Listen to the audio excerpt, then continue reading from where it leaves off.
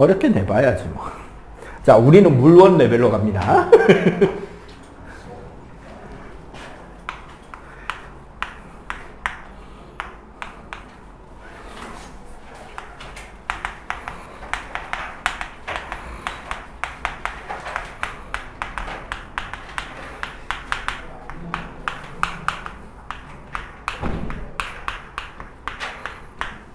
자, 이동 거리입니다. 물체가 지나간 자취, 흔적, 그 위치를 이은 선의 길이가 이동 거리가 돼요.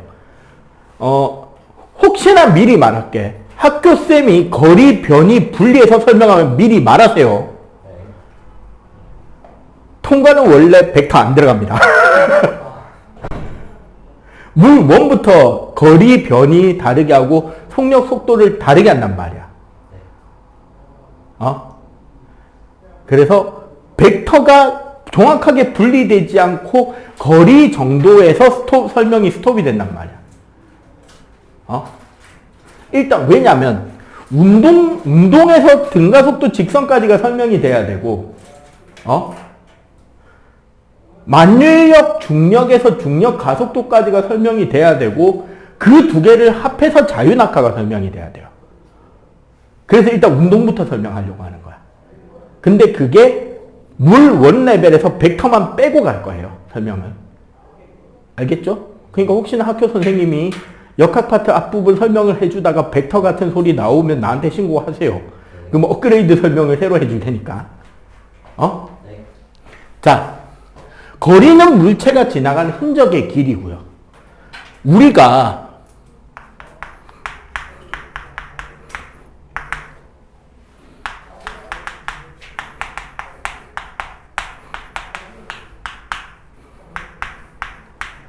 속력이란 단위 시간당의 이동 거리입니다. 늘 강조하지만 기준값이 되는 거는 분모다, 분자다?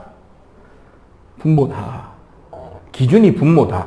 자, 그럼 봐봐.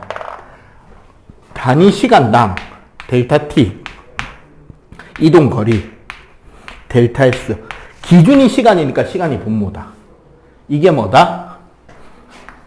속력 v다. 그럼 결국 v는 델타 t분의 델타 s고, 그죠? 이 꼬라지는 뭐랑 같냐면 y는 ax 플러스 b에서 a를 우리가 뭐라고 하죠? 기울기라 그러잖아. 어떻게 구하는데? x 증가량분의 y 증가량. 기호로 표면 이거잖아. 그러고 우리는 여기를 x축, y축이라고 잡을 때 이렇게 나오고 요거 기울기가 a고 요 지점이 y절편 b잖아. 그렇다면 얘를 그대로 그래프로 만들면은 자, x자리에 뭐가 들어가면 돼? 그냥 시간, t. y축의 거리. st 그래프에서 기울기가 v가 된다는 거죠. 자, 여기서 한 걸음 더 평속과 순속의 개념. 자, 평균 속력이란 원래 정의가 어떻게 되죠? 전체 이동 거리는 그렇지. 전체 거리 시간. 총 시간분의 총 S죠. 그럼 사실 이 말은 어떤 전체 구간 시간 동안에 전체 구간에서의 거리란 소리잖아. 네.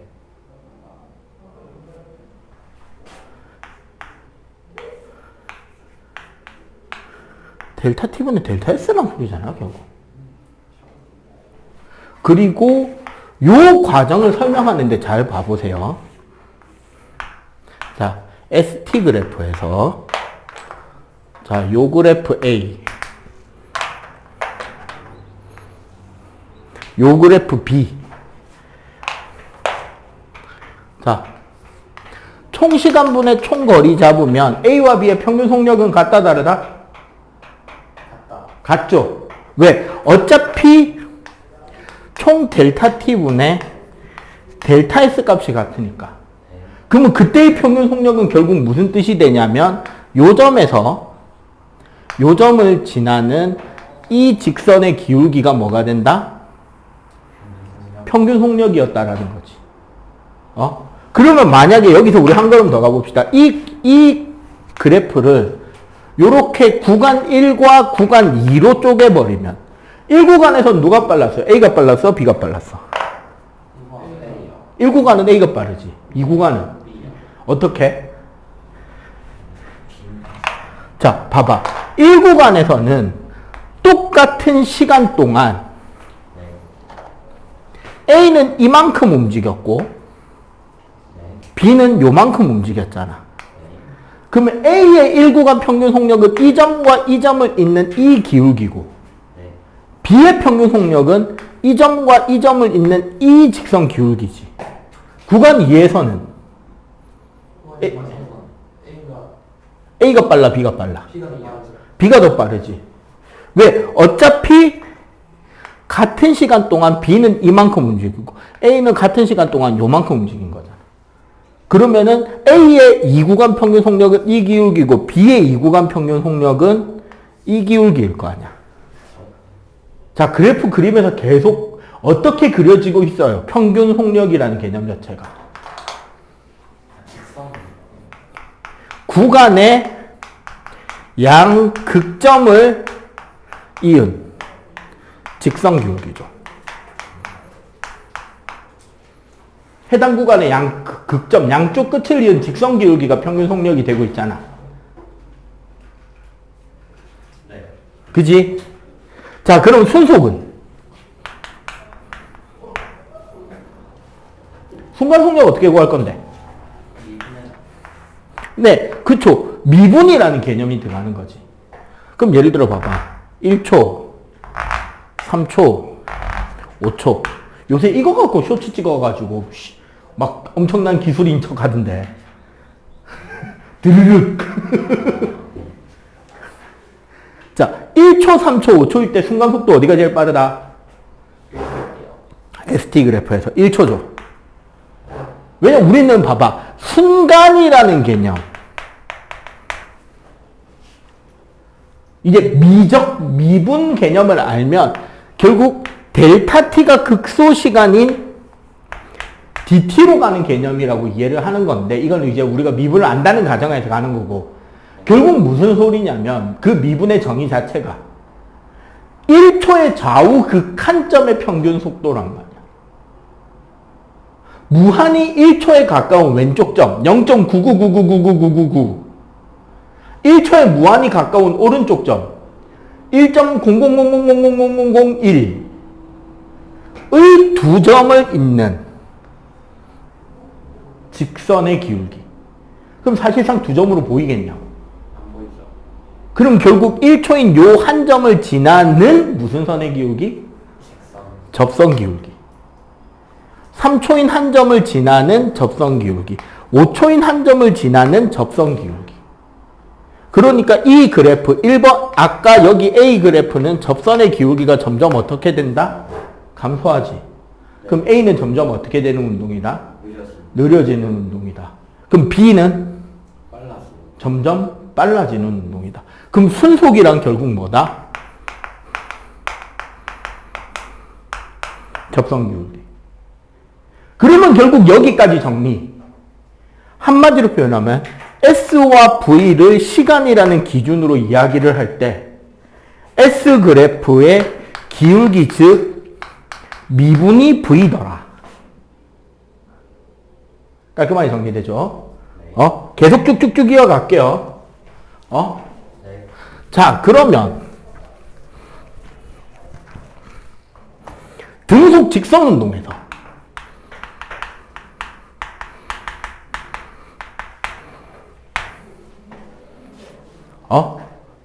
등속 직선 운동에서 V는 그쵸? VT 그래프를 그리면 V 값이 X축에 나란한 이런 그래프가 그려질 거 아니야.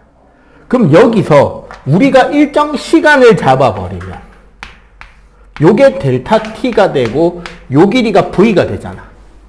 네. 그렇죠. 그럼 이 사각형 넓이는 뭐가 되는데? 네, 그렇죠. 이동 거리가 되잖아. 네. 한마디로 이걸 굳이 따지자면 S, 정확하게는 델타 S는 V 델타 T가 될 거 아니야. 네. 곱하기의 의미가 뭐예요, 원래? 저는 너희들 설명했잖아. 2 곱하기 3하고 3 곱하기 2가 어떻게 다르냐고.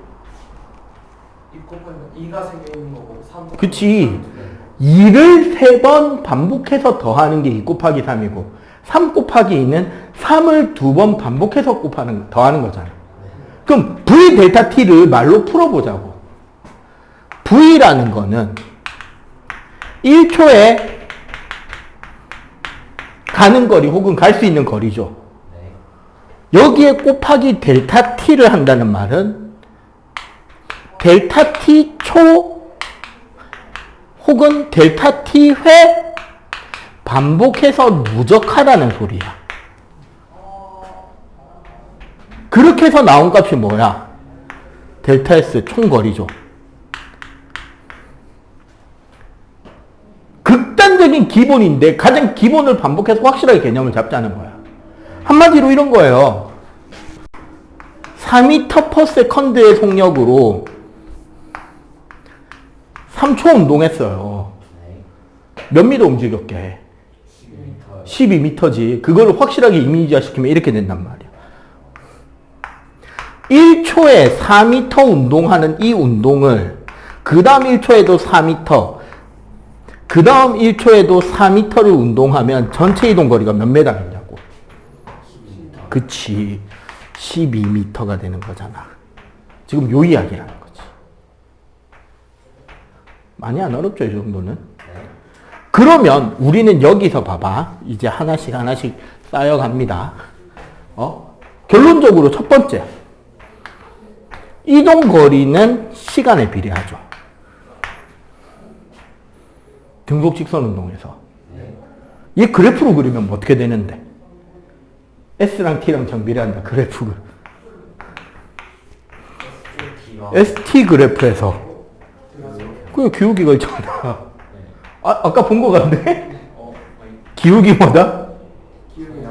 V. 그리고 아까 이 반복 누적이라는 개념을 좀 더 극단적으로 표현하면. 만약 V가 일정하지 않으면 VT 그래프야. 아니, 속력이 지 맘대로 이렇게 돼도. 이 넓이에 대해서 간격을 잘라서 내접하는 사각형을 만들면 근사값이 나오죠. 네. 오차 어떻게 하면 줄일 수 있는데? 촘촘하게 일단. 그치, 촘촘하게 잘게 자르면 줄 거 아니야. 네. 그거 수식으로 쓴 게 뭔지 알아요? 0에서 t까지 VDT. 왜? 지금 이게 델타 t거든. 아니요. 얘를 잘게 자르면 뭐가 돼? dt가 될 거 아니야. 정적분. 결국 무슨 소리다? 여기까지 오면? 수학이다. 아니죠. 애시당초 미적분을 뉴턴이 만들었는데 뭐 하려고 이거 하려고. 미분적분 개념 자체가 뉴턴이 물체의 운동과 행성의 운동을 설명하려고 만든 도구예요.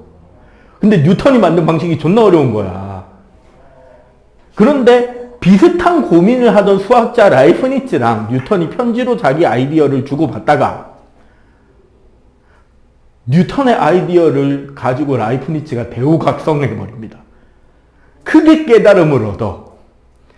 자기는 다행히 뉴턴만큼 천재가 아니라서 상당히 러프하고 여유가 있고 오차가 나오지만 간단하게 풀 수 있는 방법으로 정리를 했어요. 그게 여러분들이 배울 미적인 거야.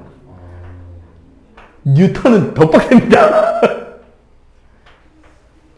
그러니까 그 적분상수 이런 거 해가지고 오차 고려하고 그냥 되게 러프하게 놔두는 거야. 왜? 라이프니츠는 천재가 아니었거든. 자, 그럼 결국 여기까지 오면 무슨 이야기야? 자, S랑 V를 배웠습니다. 기준은 시간이었습니다. S의 기울기가 V였어요. 근데 얘가 미분이었대요. V의 밑넓이가 S였습니다. 이거 적분이었대요. 이 이야기하고 있는 거예요. 자, 그럼 이제 뭐 배워야 돼? 여기 이 표를 확장해야 되죠. 새로운 개념이 나옵니다. A, 가속도. 이렇게 가는 거예요, 그냥 공부가. 자, 가속도의 범위로 확장해 가도록 할게요. 요거 지웁니다, 그냥. 공간이 좁으니까. 여기 적어야지. S, V, A. 얘 기울기, 얘 밑넓이, 기준은 시간, 얘도 기울기.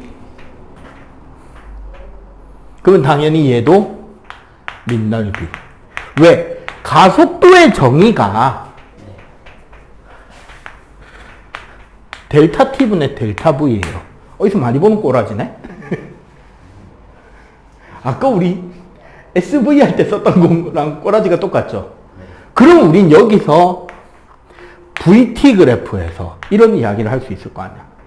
자, A가 0보다 크다.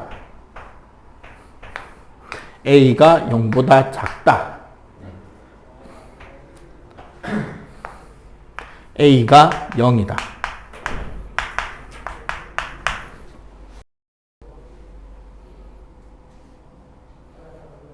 맞잖아. 대신에 이 셋 다 앞으로 가고 있는 겁니다. 왜? V는 0보다 크잖아. 그러면 결국 이 식을 풀어보면, 자, 그러면 델타 V는 A 델타 T, V-V0는 A 델타 T, 그래서 V는 V0 플러스 A 델타 T. 얘 가지고 그래프 그려보면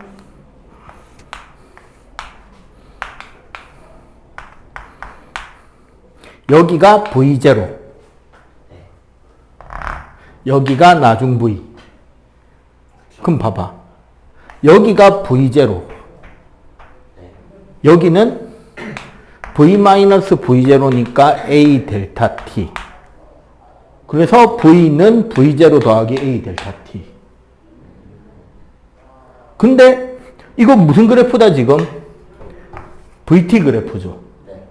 V 그래프 밑넓이가 뭐라고? S. 그러면은 S는, 자, 요 밑에 사각형, 자, 요게 델타 T죠 지금. 밑에 사각형 V0 델타 T. 자, 위에 삼각형 1A 델타 T 제곱. 혹은 S는 2분의 1 V 플러스 V0 델타 T. 뭐 사다리꼴로 그렸죠. 자, 요 식에서 우리 여기서 델타 T는 A분의 V 마이너스 V0 되죠. 얘를 여기다 대입하면 나오는 식이 S는 2분의 V 플러스 V0 A분의 V 마이너스 V0. 그래서 2AS는 B제곱 빼기 B0 제곱.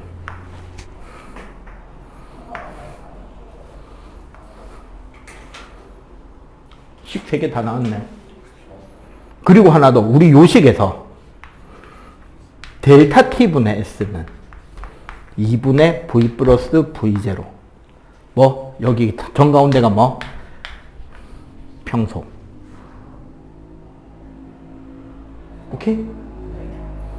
일단 여기까지. 이거 증명 과정은 여러분들이 그래프 일부러 늘 그려주는 거는 나중에 물리학 공부를 하게 될 때 선생님이 그냥 지금 예상하기로는 통과는 여러분들 통과로 수능을 쳐야 될 거 아니야. 네. 통과에는 물 원에 파동 빼고 다 있거든요. 응? 역학적 에너지 보존 없다. 역학적 에너지 보존이 없고 파동 빼고 다 있어요. 연력학 과정 대충 적당히 뭉개져서 빠졌고, 네. 빛과 파동의 전자기파 개념만 살짝 들어있어. 네. 역학적 에너지 보존이 없어요. 운동량, 충격량 그대로 있고, 상대성 없고. 맞지? 네. 그 다음에 화원에 전자궤도 오비탈 빼고 다 있어요. 그리고 몰이 말했지만 홍길동으로 존재해요. 몰을 몰이라 부르지 못하고 몰놈도를 몰놈도라 부르지 못하는 상태로 몰이 존재합니다. 통과에. 그리고 생지는 통과생, 통과지는 원이 아니에요. 투예요. 투의 껍데기만 싹 벗겨서 갖고 온 거야. 투 껍데기만 싹. 원 내용이 없어요. 그래서 한마디로 통과의 물리화학 파트는 물원, 화원, 수능 문제 그대로 갖다 쓸 겁니다. 단지 화학은 몰을 몰이라 부르지 못하고 몰롱도를 딱 그렇게 해서 쓸 거예요. 수능에서. 그거 말고는 쪼갤 수가 없어요. 그리고 생투, 지투에서 그 유전 파트 있잖아. 우리 DNA랑 진화론. 그것만 나올 수밖에 없죠. 지구과학에서는. 빅뱅 파트하고 뒤에. 산체 운동도 없을걸? 우주개발 쪽은? 낼 거 없어요. 물화원 해놓는 게 짱인 거야. 짬짬이 아마 방학 때 물원화원 혹시 인문계용 강의 특강이 생기거든. 여력되면 들어보라고. 우리 학원에 쓰면 좋고 정 아니면 딴 데서라도. 오케이? 네. 자, 일단 요거 빨리 정리. 만유인력.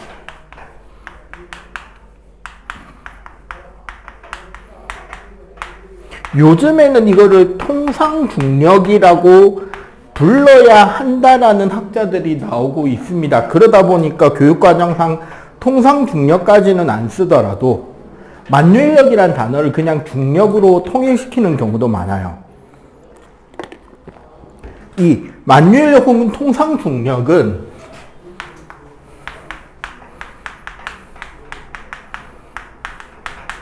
기본적으로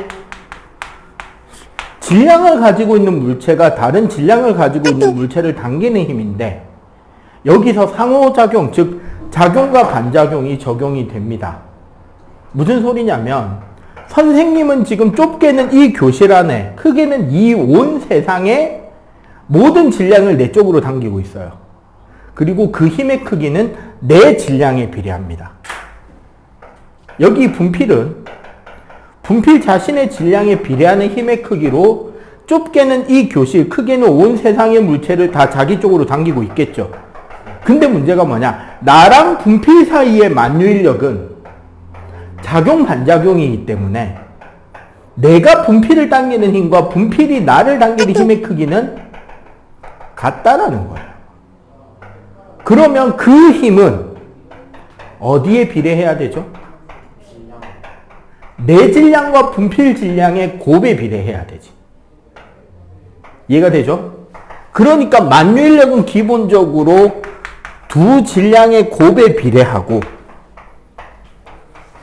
비접촉력들은 공간에 작용을 한단 말이야. 그건 무슨 소리냐? 거리가 만들어지잖아요. 그러면 그 건널비에 똑같은 만큼의 힘 혹은 어떤 영향력을 미쳐야 돼. 근데 거리가 2배가 되면 그 공간면의 크기는 몇 배가 되죠? 건널비니까 4배가 되죠. 넓이니까 네. 9의 건널비라고 생각하라고. 거리가 3배가 되면 9배가 되지. 그러면 그 직선상의 그 방향에 대한 어떤 힘이나 에너지는 거리 제곱의 반비례하는 거예요. 그래서 비접촉력은 거리 제곱에 반비례합니다. 기본적으로. 그래서 만유인력의 공식은 뉴턴이 이걸 통해서 비틀림, 저울 등등을 통해서 구해낸 값이 만유인력 상수의 0.082 곱하기 10의 마이너스 16승인가 19승 뭐 어쩌고저쩌고 계산식이 있어요. 하여튼 숫자가 되게 작습니다. 만유인력 상수. 9.8이 아니에요. 요게 원래 만유인력 공식이란 말이야. 그런데 얘를 우리가 그냥 일반적인 중력으로 부른다는 거는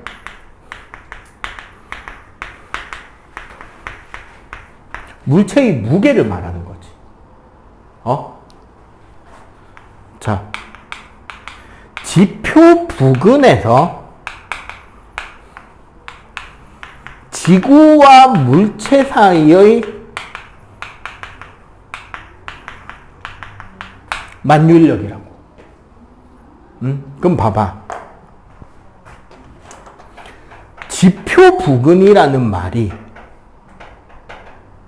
물체 사이의 거리가 지구 반지름 플러스 물체 높이가 돼요. 근데 이 높이 값은 0 취급해버립니다. 왜? 그치, 너무 작아서. 그리고 지구와 물체의 만유인력이라고 그랬잖아.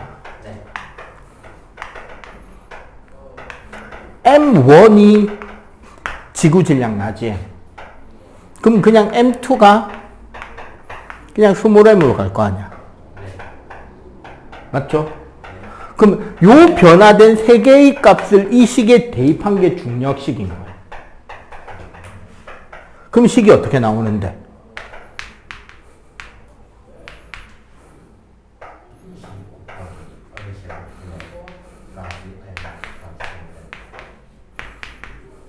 이렇게 되지.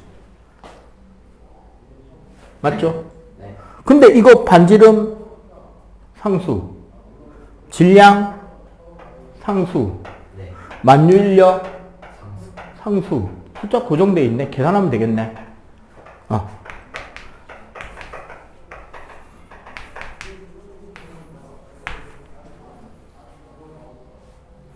해서 이 값을 계산한 게 9.8이고 그걸 우리는 중력 가속도 g라고 쓰는 거야. 여기서 이걸 중력 가속도라고 부르는 이유가 뭐냐면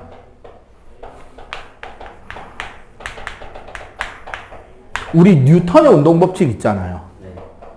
정확한 공식이 F는 ma인 게 아니야. 원래 뉴턴의 운동 법칙 핵심 공식은 A는 n분의 F입니다. 이 법칙의 식이 적용인 게 아니라 그냥 얘가 오리지널 뉴턴 운동 법칙인 거야. 대신에 1법칙은 평형 상태일 때인 거야. 평형 상태면 시그마 F가 얼마가 나와?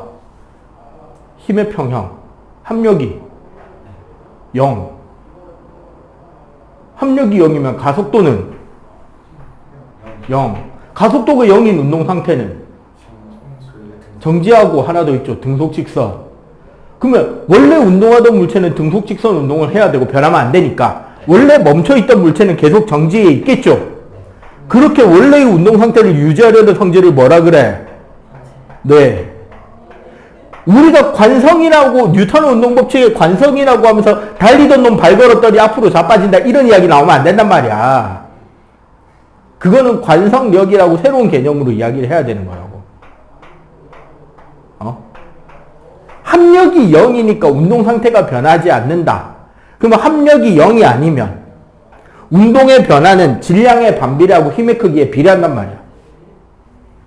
그래서 n분의 mg니까 g죠. 자유낙하. 가속도가 g 값이죠. 그래서 우린 이 g 값을 뭐라고 불렀다고? 네, 중력 가속도. 중등에선 그 값이 얼마였고? 9.8m/s 제곱이었고, 고등은 숫자 계산하기 귀찮다고 10으로 줄 때도 있다고. 통과는 9.8로 줬다가 10으로 줬다가 문제마다 다르게 주고요. 물 원부터는 9.8 안 줍니다. 그렇게 알고 있으면 돼요. 그래서 문제에서 이거를 9.8로 주는지 10으로 주는지 그냥 G로 놔두는지 잘 봐야 되는 거야. 응? 그러니까 봐봐. 무거운 물체든 가벼운 물체든 떨어지는 가속도의 크기는 똑같죠. 왜? 어차피 질량이 날아가니까. 근데 왜 깃털은 천천히 떨어져요? 그치, 공기 저항 때문인 거지. 원래 공기 저항은 물체 형태, 단면적, 속도 혹은 속도의 제곱에 비례합니다. 근데 이게 어떤 차이냐면 음속 이하에서는 속도에 비례하고요. 아음속에서부터 초음속 단계 가면 속도 제곱에 비례합니다. 저항의 크기가. 그래서 요즘에 초음속 전투기들 모양이 그 모양이죠. 다 비슷비슷하게 생겼지. 뾰족해야 되는 이유는 당연하죠. 초음속을 뚫어야 되니까. 그 초음속, 음속의 벽을 뚫어야 되니까 그 형상은 뾰족하게 만들 수밖에 없는 거야. 그리고 이제 그 다음에 레이저 비탄 면적 어쩌고 나오는 것들인 거고. 그래서 이런 중력을 통한 가속도랑 중력 가속도 값이 같다라는 거죠. 그러면 여기서 이제 우리는 무슨 이야기를 하느냐? 초기 조건 이야기가 나와야 돼.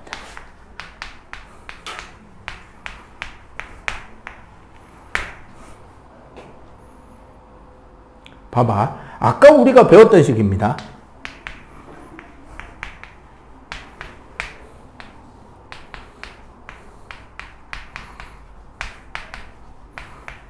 귀찮으니까 제곱 안 쓸게요. 요 두 식만 잘 봐봐. V0랑 A를 알게 되잖아. 그러면 T초 후에 어디서 어떻게 움직이는지가 결정이 나요. 그래서 초기 조건이 중요한 거야. 그럼 어떤 운동을 우리가 이야기한다고 할 때 반드시 알아야 되는 초기 조건은 바로 처음 속도와 가속도인 거지. 저 두 가지만 알면 운동의 미래를 뭐 할 수 있다? 예측할 수 있다. 사실 요게 우리가 설명하지 않는 신학자로서 이 뉴턴의 모습이 남아있는 거예요. 기독교는 미래 예정론에 가까운 거. 미래를 이야기하거든요.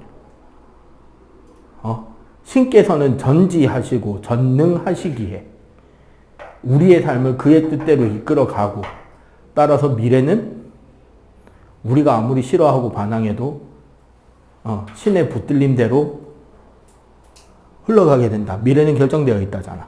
이거 교회에서 성경 공부 좀 해본 사람들은 아마 자주 들어서 알 거예요. 그 개념이 남아있는 게 물리학에 남아있는 흔적인 거야.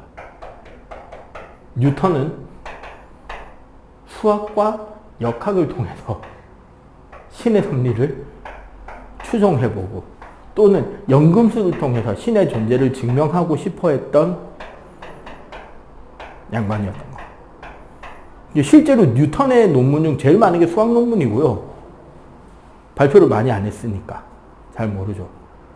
두 번째가 신학이에요.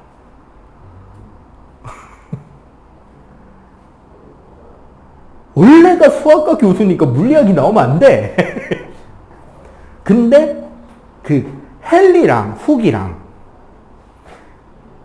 해성 궤도 예측 모델에서 헨리는 일종의 탄성력 같은 존재에 의해서 행성들이 태양 중심으로 돈다라고 설명을 하고 있었고,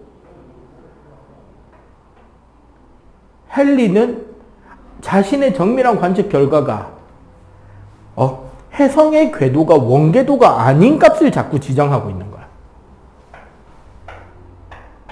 왜? 헨리 시대까지만 해도 그 전에 우리가 케플러가 발표를 했지만 하늘은 신들의 영역이니까 완전한 구형을 그리고 행성이 돌아야 됐단 말이야. 근데 헨리가 해성의 관측값을 잡는데 원궤도면 있어야 될 위치에 아닌 딴 데가 있는 거야. 궤도값이 계속 이상한 거야. 측정값하고 관측값이. 느낌상 타원이야. 타원 내지는 포물선에 가깝게 돌고 있어. 이놈의 해성이라는 전체가. 특정 느낌상. 그 숫자 좌표 변하는 거상. 이거 근데 이거 잘못 말하면 신성모독이죠. 비록 기독교 중세가 끝나고 르네상스가 시작됐지만, 그래서 쉽게 말을 못 꺼내고 자기가 생각하는 제일 천재인 옆방 수학과 교수인 아이작한테 갑니다. 내 관측값이 이런데 아무리 봐도 원궤도가 아니라 혹시 내가 수학 계산한 거 실수 있는가 좀 봐달라. 그저 뉴턴이 되게 낡은 노트 하나를 꺼내서 여기서 여기까지만 좀 읽어보고 있으면 내가 좀 이따 설명해 줄게 하고 읽어보는데 케플러의 타원궤도 법칙이 수학적으로 증명이 끝나 있어요. 그리고 이상한 수학적 기호가 있는데 대충 무슨 뜻인지는 알아볼 것 같아. 나름 헨리도 교수였으니까요. 처음 보는 기호인데 이렇게 증명이 된다는 느낌은 와. 왜? 지가 못 알아본 건 미적이어서 그래. 뉴턴은 흑사병이 돌던 사회적 거리두기 시절에 미적분을 바탕으로 해서 행성 궤도가 타원으로 돌고 있는 걸 수학적으로 증명이 끝낸 상태였어요. 근데 캠브리지 대학교 교수 임용할 때, 교수 임용 시험 칠 때, 훅 교수가 시비 거는 바람에 중간에 발표하다 멈춰요. 로버트 훅이, 왜 논문을 영어로 썼냐고 시비를 걸었어, 뉴턴한테. 모름지기, 지식이란 하나님의 축복으로, 귀족과 소수 허락된 축복을 받은 천재들만 그 배움의 길에 걸을 수 있어야 되는데 왜 하찮은 무지렁이도 알아볼 수 있는 영어로 논문 썼냐고 시비 걸었단 말이야. 그래갖고 뉴턴이 평민 출신이었거든. 삐져갖고 중간에 발표를 끊어요.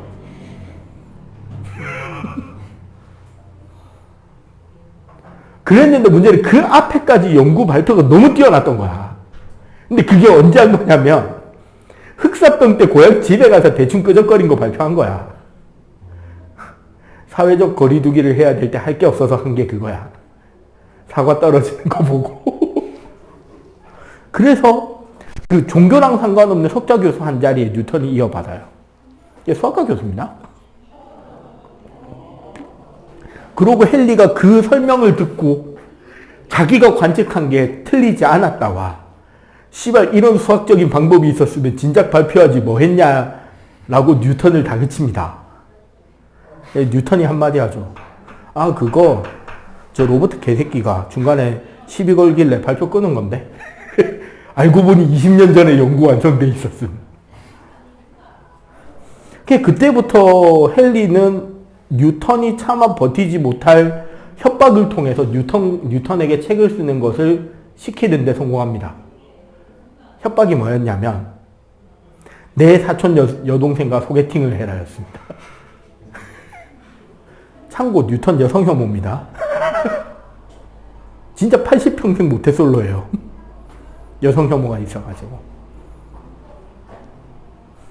그러는 와중에 뉴턴은 논문 쓰기 싫다고 딴짓거리를 잠깐 합니다. 빛의 운동도 입자의 운동으로 설명하겠답시고 다른 사람 렌즈 가지고 망원경 만들 때 거울을 깎아서 망원경을 만드는 기염을 토합니다.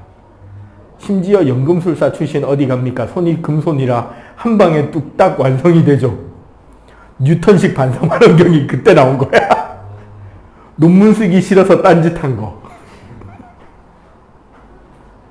어쨌거나 그런 협박, 쪼름 등등 끝에 나온 책이 필로조피에르 내추럴리카 프린키피아 매스메티카. 속칭 프린키피아. 자연과학에 대한 수학적 원리. 그래서 우리 물리학자인 줄 알고 있는 거예요. 그 책 때문에. 네, 실학자입니다. 자, 그러면 요 초기 조건을 바탕으로 우리는 오늘 이제 두 가지 운동에 대한 설명을 할 거예요. 자유낙하와 수평으로 던져진 물체의 운동인과. 그 두 가지만 이야기할 거예요. 여기서 이제 물투가 되면 뭐가 나오냐면 위로 던진 물체, 밑으로 던진 물체, 대각선으로 던진 물체가 추가가 돼요. 근데 일단 지금은 자유낙하랑 수평으로 던진 물체만 이야기를 할 겁니다. 오케이? 자.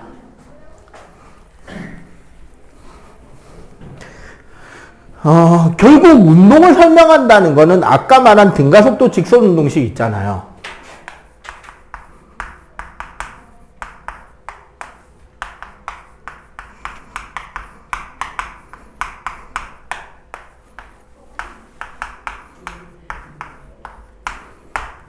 요 세 가지 식에다가 옷을 입히는 거야. 초기 조건의 옷을. 근데 자유낙하는 어떤 초기 조건을 가질까요?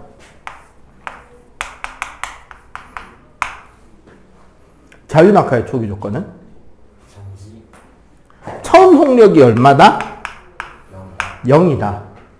그리고 가속도는 G고 아래쪽 방향을 향한다. 이 두 초기 조건을 이 식 세 개에 대입하는 거야. 그럼 식이 어떻게 바뀌어요? V는 GT가 되죠. S는 2분의 1 GT 제곱이 되고 이 GS는 V 제곱이 되지. 맞죠? 네. 자, 그래서 V는 GT 그래프를 하나 그려볼게요.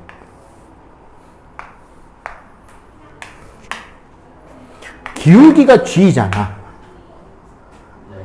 기울기가 G라는 말의 뜻이 뭐냐면요. 시간이 1초면 속력이 얼마다? G. 시간이 2초면 2G. 그래서 시간을 T로 주면 그때 속력이 얼마가 된다? GT. 그래서 그때 삼각형 넓이가 얼마다? 네, 2분의 1 GT 제곱이 되는 거죠. 그럼 여기서 반대로 이런 생각도 할 수 있지. 속력이 V가 되면 시간은 얼마가 되는데? 되게 단순한 거예요. 여기서 일로 갈 때 뭐 했어? 곱하기 G 했잖아. 그럼 여기서 일로 오면 뭐 해야 돼? 네, 그럼 여기 시간은 얼마인데요? 그래, G분의 V. 그럼 그때 이 삼각형 넓이는? 어?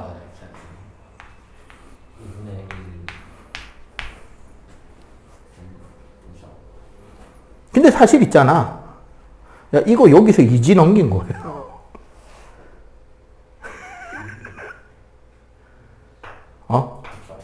그러니까 이 작업을 왜 하냐면요.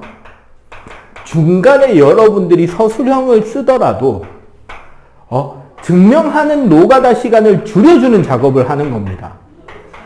그러면 제일 쓸만한 게 이제 나오죠. 잘 봐. 떨어진 높이가 h야. 요거 제일 많이 써요, 사실. 떨어진 높이가 h야. 그러면 그때 속력은 얼마게? S에 h 넣고 속력 얼마냐고. 그럼 뭐 하면 돼? 양쪽에 루트 때리면 되죠. 그럼 여기가 얼마가 된다? 루트 2GH가 되겠지. 그럼 여기 시간. 얘를 G로 나누면 돼.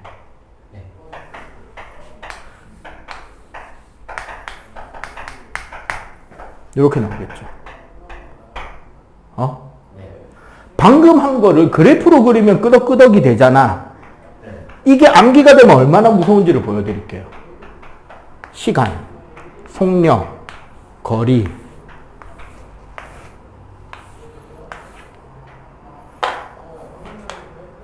자, 봐봐. 시간이 주어졌을 때, 속력이 주어졌을 때, 거리가 주어졌을 때, 나머지 6칸이 고정된다고.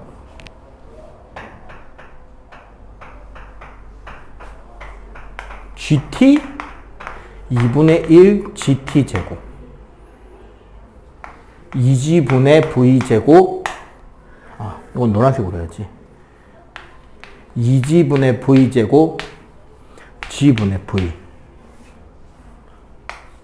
루트 2GH 루트 G분의 2H. 자, 표 어디에도 질량은 없죠. 즉 자유낙하하는 물체에서는 질량은 상관이 없다인 거지. 이거 가지고 낼 수 있는 최악의 문제가 옛날에 장항고 기출이에요. 장항고. 그때 지난번에 보여줬잖아, 막판에. 이거 없이 풀 수 있겠냐?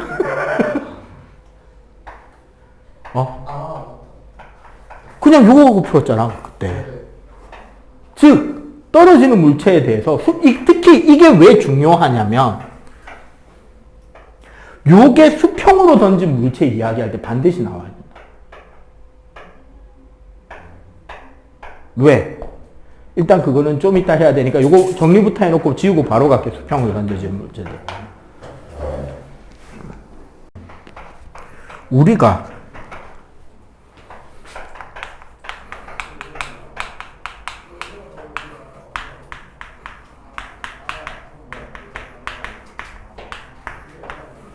수평으로 물체를 던지면 어떠한 상태의 그 물체가 들어갈지를 생각해 보자는 거예요.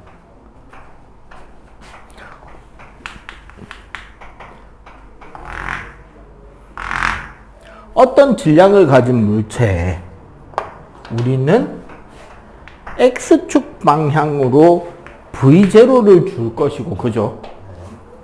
그리고 이 물체는 Y축 방향으로 A는 G를 가지겠죠. 수평 방향으로 가속도는 없죠. 수직으로는 처음 속도가 없는 거예요. 그러면 이런 경우 우리가 두 가지 축선의 운동일 때는 두 운동을 한 번에 보려고 하지 말고 방향별로 분리해서 봐야 되는 거예요. 그럼 어떻게 봐봐? X축의 운동은 처음 속도가 그대로 V0고 가속도가 0인 운동이에요. 맞지? Y축의 운동은 처음 속도가 0인데 가속도가 G인 운동이에요. 아래쪽 방향으로. 무슨 소리인지 알겠어요? 네. Y축만 보면 자유낙하예요.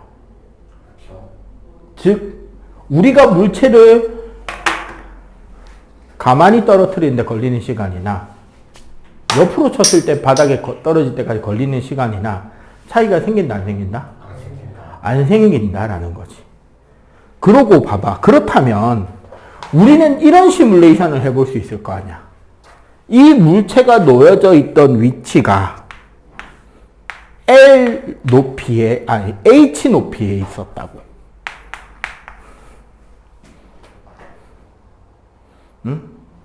그럼 이 물체는 수평면으로 포물선 운동을 해서 L만큼의 거리를 날아가서 떨어질 거 아니야. 네. 네. 그리고 어쩌면 중간에 T초인 순간 네.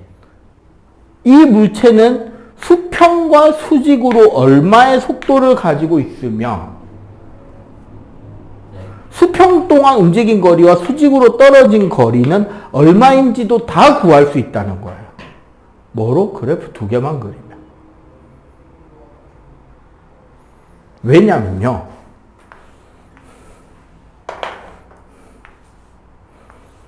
h만큼 떨어지는데 걸리는 시간이 몇 초라고? 아까 했잖아.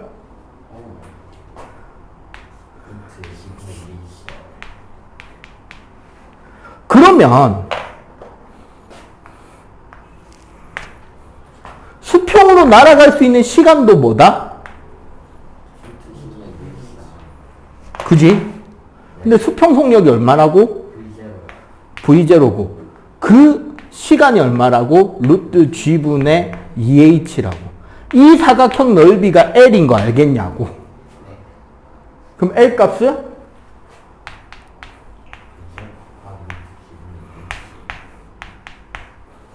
인 거지. 알겠어요? 그러면 결국 이런 거예요. 결국 H 높이에서 이 물체가 수평으로 날아가서 떨어지는 거리는 L1 대 L2는 V1 대 V2의 비와 같다인 거죠. 이해가 돼요? 네. 어? 그쵸? 그럼 우리 여기서 시간 t초일 때는 어떻게 끄면 돼? 여기서 끄면 돼, 그냥. 시간이 t초면 그때 속력은 얼만데? 세로축 속력은 gt. 가로축 속력은 얼마? v0. 어? 떨어진 길이는 이거 2분의 1 gt 제곱. 수평으로 날아간 거리는 이거 v0t. 그럼 실제 이때 이 속력은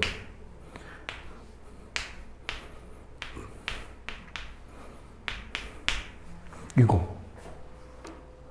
왜? 피타고라스. 봐봐. 요 실제 속력. 저 물체의 실제 속력을 봐보라고. 밑으로 GT야. 수평으로 V0야. 요 대각선 길이가 얼마냐고. 피타고라스. 어? 얘는.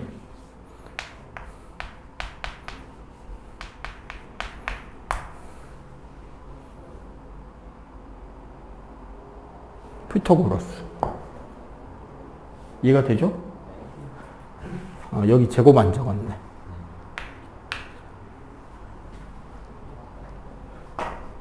그러면 대각 이렇게 포물선을 던지면 바닥에 꼬라박는 순간 수직 속력은 뭘 0이야? 루트 2gh. 수평 속력은 V0. 그럼 여기 이때 실제 속력은 루트 V0 제곱 플러스 2gh. 얼마든지 구할 수 있잖아요. 방금 한 거 물투입니다.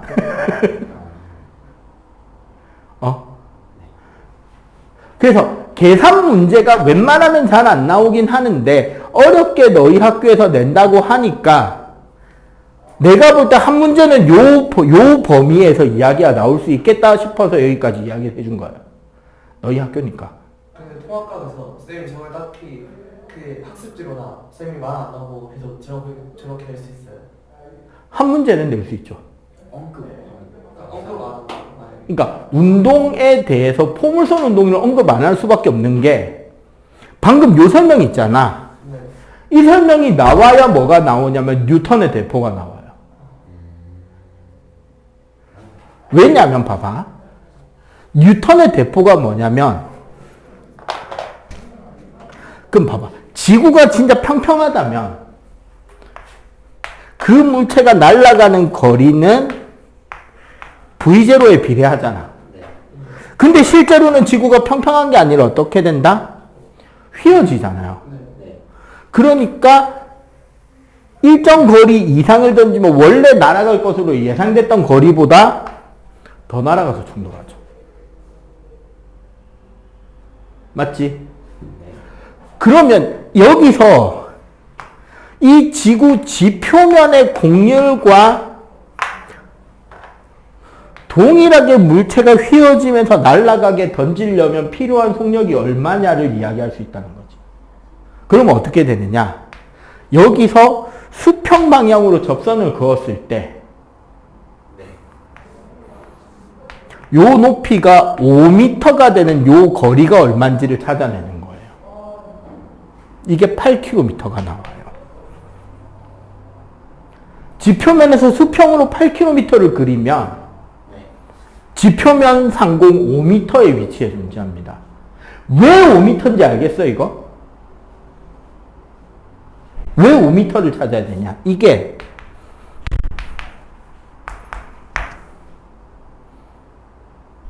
G에 10 넣으면 뭐요? 1초 동안, 첫 1초 동안 자유낙하하는 거리야. 그럼 무슨 소리냐? 8km/초로 물체를 던지면 공기저항이 없다는 가정하에서 지구가 완전한 구형이라는 가정하에서 산이나 그 어떠한 방해물이 없다는 가정하에서 양력이고 뭐고 필요 없이 얘는 지평면의 수평으로 낙하하지 않고 날아가겠죠. 이해가 돼요? 이게 제1우주속도입니다. 지표면을 스치듯이 완벽하게 원운동할 수 있는 속도. 대포로 이걸 만들면 궁극의 회전 변기가 됩니다. 왠지 아냐? 왜 궁극의 회전 변기가 되냐면 상대방은 이 배가 어디에서 쐈는지를 계산할 수가 없어요. 왜? 초속 8km로 날아올 수 있는 포탄은 타원 궤도를 그리지 않거든. 현재 포병의 전쟁은 날아오는 포탄을 레이더로 감지합니다. 뭐 155mm 포탄이나 105mm 야프 포탄 같은 거 있잖아. 그럼 얘는 포물선을 그리면서 날아올 거 아니야. 그럼 이 궤적을 측정하면 어디서 쐈는지 좌표가 찍히죠.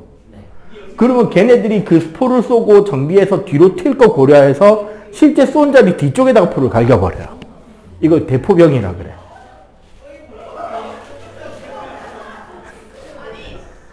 이 속도로 포탄을 쏘면 발사 위치를 말할 수가 있을까요? 그렇죠.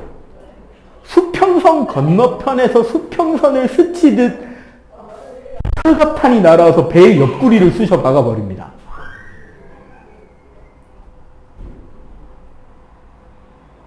레이더에도 안 걸리고 싸구려 포탄이 초수평선 밖에서 그냥 포탄 하나 날라와서 배가 두동강 나. 요즘 배는 장갑판도 안 붙어 있단 말이야. 근데 씨발 역습을 때리려니 애가 어디에서 쐈는지를 알 수가 없어.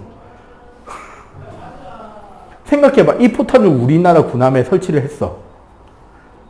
그 한국과 만약에 중국이 전쟁을 해. 그러면 군함에 실을 필요도 없죠. 우리나라 서해안 포대에 그 대포 쫙 깔아놓고 중국 군항에다가 그냥 갈기면 돼. 포물선으로 때릴 필요도 없어. 그냥 갈기면 돼. 퉁퉁퉁퉁 나오는 배들 다 작살이죠. 못 나옵니다. 배가. 그 직선상에 항공모함이 걸리면 항공모함이 터지는 거고 구축함이 걸리면 구축함이 터지는 거야. 화약도 필요 없어요. 그냥 쇳덩어리로 해서 뚫으면 돼. 물 위에 떠있는 배에 구멍이 뚫리면 근데 문제는 이 속도를 포탄이 낼 수 있느냐가 문제죠. 지금 만들 수 있는 포는 있습니다. 레일건이라고. 전자기장으로 포 밀어내버리면 날아가는 거. 그거에 준하는 스피드일수록 잡기 힘들어지겠죠. 그래서 우리나라가 요즘에 연구하는 게 뭐냐면, 전열화학포. 그러니까 지금은 포를 놓고 충격을 때려갖고 장약으로 화약 터뜨려서 포를 쏘잖아. 네. 화약 안에 전극도 같이 심어놓고 전자기를 때리면 화약이 그대로 연소해서 날아가 버리게.